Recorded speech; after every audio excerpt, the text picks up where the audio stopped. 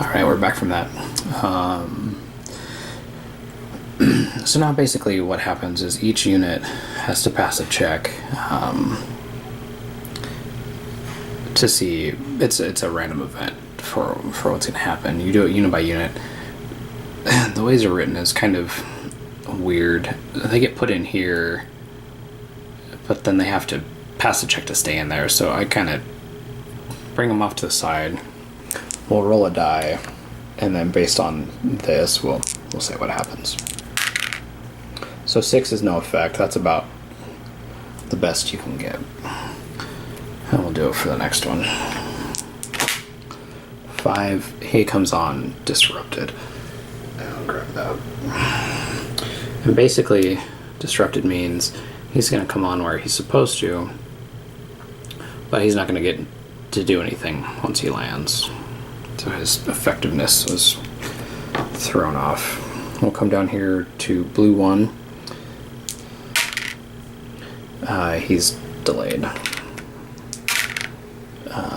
4 is they're going to go left 1, so he's actually going to come on here instead. 3 is they're going to drift this way. The tide's all jacked up. And 4 is another disrupt, right? Nope. It's going to go this way. So that force basically kind of got spread out. I guess I can zoom out a little bit. And this guy's going to just come on next turn. Obviously, turn 3 is kind of the big push. Let's get the rest of these guys on here. Nothing comes on in turn 1. Down here, these guys come in on turn 3. So we'll do the green. 3 is here. 4 is... Oh, I did that wrong. Delayed. And delayed. So that's kind of a bummer. And I need to remember that guy's at 3. So now what we do is we're going to draw the rules as written for turn 1, and it's even here, is to just draw 1 object. We're actually going to draw up to 3 until we get a German attack. So in here it's things that the Germans can do. These are the attack chits. There's battery chits, which mess up the transport points. Oh, this is a depth placement that actually gets the Germans their depth, and it's 1 per area. So this is Dieppe and orange that gets it. It'll place 2 of those and makes the Germans full strength. There's the coastal battery, and that's basically going to reduce transport points here. So basically what was happening is on turn 1 you only get 1 of these chits. So something like the commando chit, is that going to focus? If this was drawn, yeah, that basically gives my commandos a free activation. So if something like that happens, the Commonwealth starts off with a really good chance of doing well, because they're getting a free turn at the beginning. So we actually drew an attack chit, so we'll just keep this result. So now basically each orange, red, and purple is going to attack. And I kind of go left to right. The way it works is they'll go, if they can attack someone in their field of fire, they attack the landing boxes first, then the beach or clear terrain. Then they attack adjacent to themselves, and when they're doing these, it's if they match the symbol. So the symbol on this is that triangle. So it's a triangle in landing, triangle in the beach or clear, and then adjacent to them, and then any symbol in their field of fire. If there's still not any, it's going to attack any adjacent, and then any in their field of fire. On the first 4, it'll disrupt and remove a step. Actually, no, it just removes a step here. The next 3 are going to disrupt and remove a step, and then the last 2 are just going to disrupt it. If it can't attack, it will move. And with this A on here, orange can assault move, which I'm not sure if we're going to see because I don't have any units on the board. Oh, you know what? I didn't roll for orange. Disrupt and delay. And those disrupt markers coming on are pretty brutal.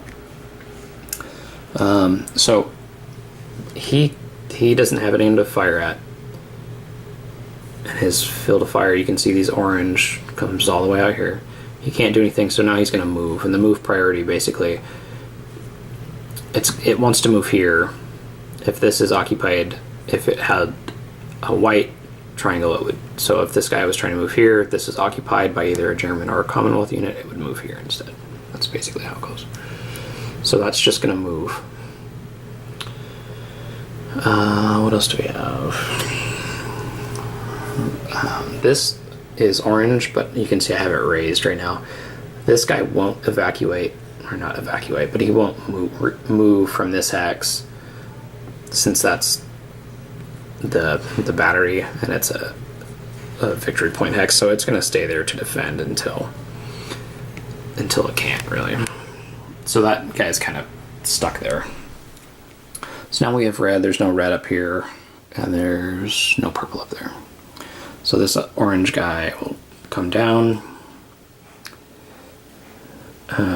Red here. So here's an instant. There's nobody in his field of fire.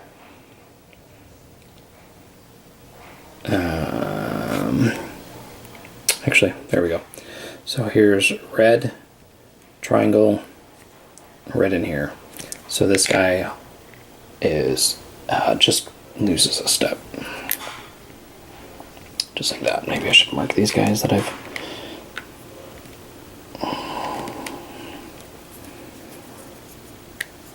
So that guy has fired, and he messed that guy up. If they have a disruption or a depth marker on them, they actually get to fire twice. So we have purple here. He doesn't have anyone to fire at. This isn't in his zone of fire, so he's going to move up. And I'm marking them because he was in purple. Now he's going to move to red. So I just don't want to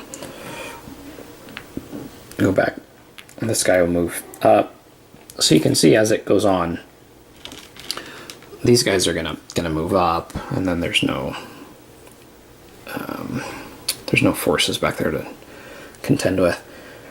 The disruption markers for these guys come off once they're activated, so his activation basically is to remove that disruption.